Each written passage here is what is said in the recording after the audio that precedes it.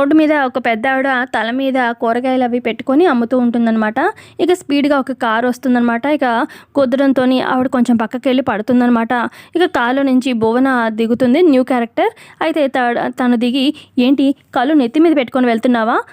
పక్కకు జరగాలని తెలీదు" అని చెప్పి తిడుతూ ఉంటుందన్నమాట. "ఏంటమ్మా నువ్వే సరిగ్గా చూసుకొని డ్రైవ్ చేయాలి కానీ ఏంటి" అని చెప్పి ఇక పడిపోయిన ఆవిడ కూడా వాదన ఆడుతూ ఉంటుంది. ఇక చుట్టుపక్కల జనాలు కూడా వస్తారనమాట.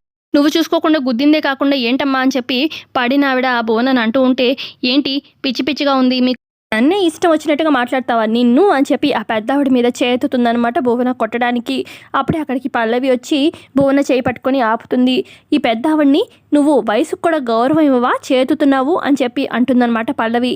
"మరి లేకపోతే ఏంటి, ఈవిడ కావాలని నా కారు కింద అడ్డం వచ్చి నేను అసలు మీ అందరూ కూడా నన్ను కావాలని చెప్పి నా కారు కింద ఈవిడ్ని పడేసేలా చేసి నాతో డబ్బులు గుంజాలని ఇదంతా చేస్తున్నారని నేనే రివర్స్లో పోలీస్ కంప్లైంట్ ఇస్తాను" అని చెప్పి భువన అంటూ ఉంటే, ఇక అప్పుడు ఆ పెద్దావిడ భయపడి, "వద్దులే అమ్మ నాదే తప్పు అని చెప్పి నన్ను క్షమించండి" అని చెప్పి అంటుందన్నమాట.